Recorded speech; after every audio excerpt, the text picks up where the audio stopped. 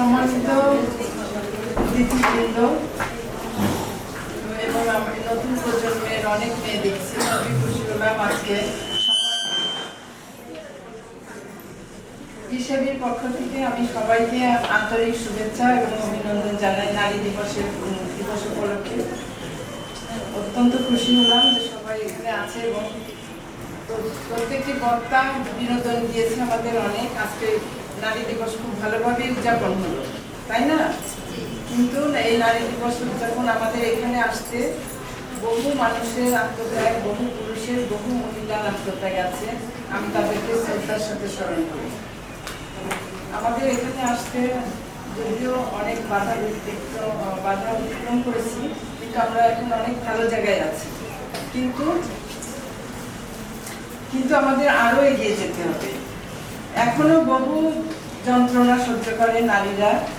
শিশু ভূমিষ্ঠ হওয়ার সঙ্গে সঙ্গেই, কন্যা শিশু ভূমিষ্ঠ হওয়ার সঙ্গে সঙ্গেই একই মাতৃগর্ভের ছেলেও এবং মেয়ে উভয়ই ভূমিষ্ঠ হয়, কিন্তু তার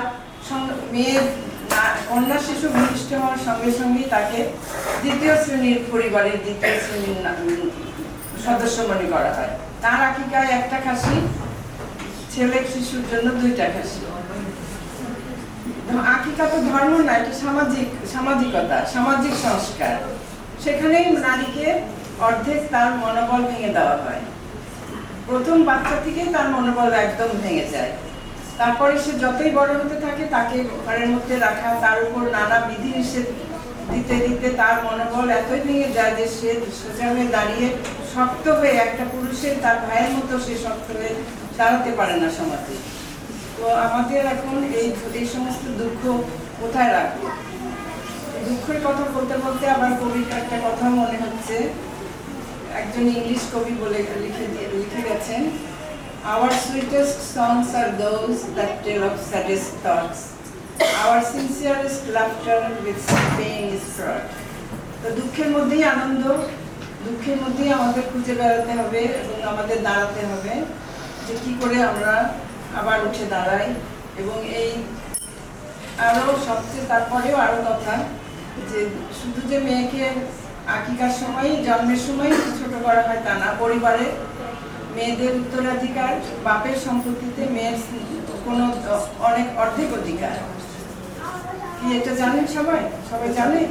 হ্যাঁ, এটা যদি একটা পরিবার যদি মেয়েকে সম্মান না দেয়, সমাজ তাকে কেন সম্মান দিবে? জাতি তাকে কেন সম্মান দিবে? সুতরাং এদের সবাইকে এই বিষয়ে সক্রিয় হতে হবে।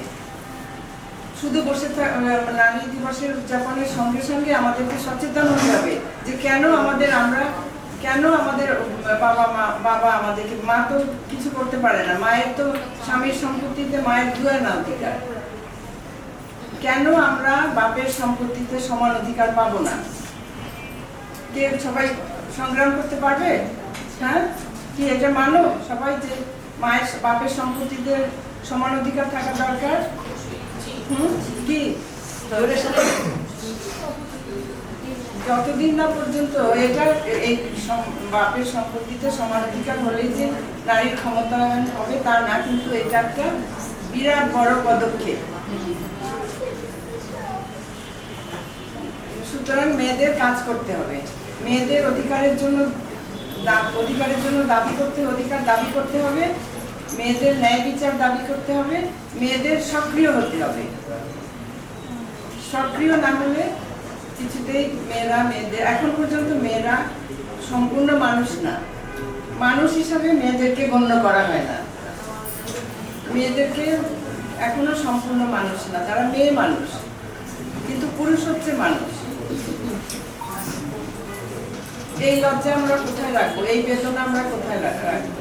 এই বেদনার লজ্জা শুধু মেয়েদের না, এটা পুরুষ জাতি।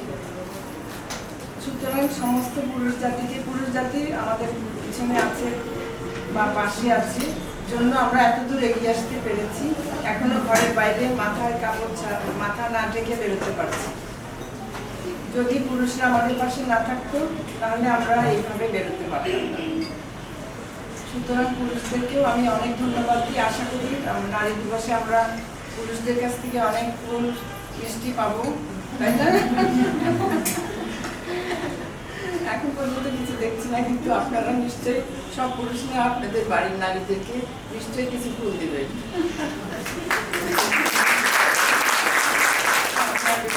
বলতে চাই না, অনেক লম্বা বক্তৃতা হয়ে গেছে, কিন্তু অনেক বিনোদনমূলক এবং শিক্ষামূলক অনেক কিছু আমরা পেয়েছি। তো আমি সবাইকে, সব মেয়েদের কাছে আমি আহ্বান জানাচ্ছি যে তারা সবাই জন্য সচেতন হয় এবং সবাই চিন্তা করে তাদের অধিকার আদায়ের জন্য এবং তাদের মানুষ হিসাবে প্রতিষ্ঠিত হওয়ার জন্য, মানুষ হিসাবে যাতে সমাজে তাদেরকে গণ্য করা হয় সে বিষয়ের জন্য তারা কাজ করে। কাজ না করলে হবে না। আচ্ছা, সবাইকে অনেক ধন্যবাদ। জি আপা, অবশ্যই আমরা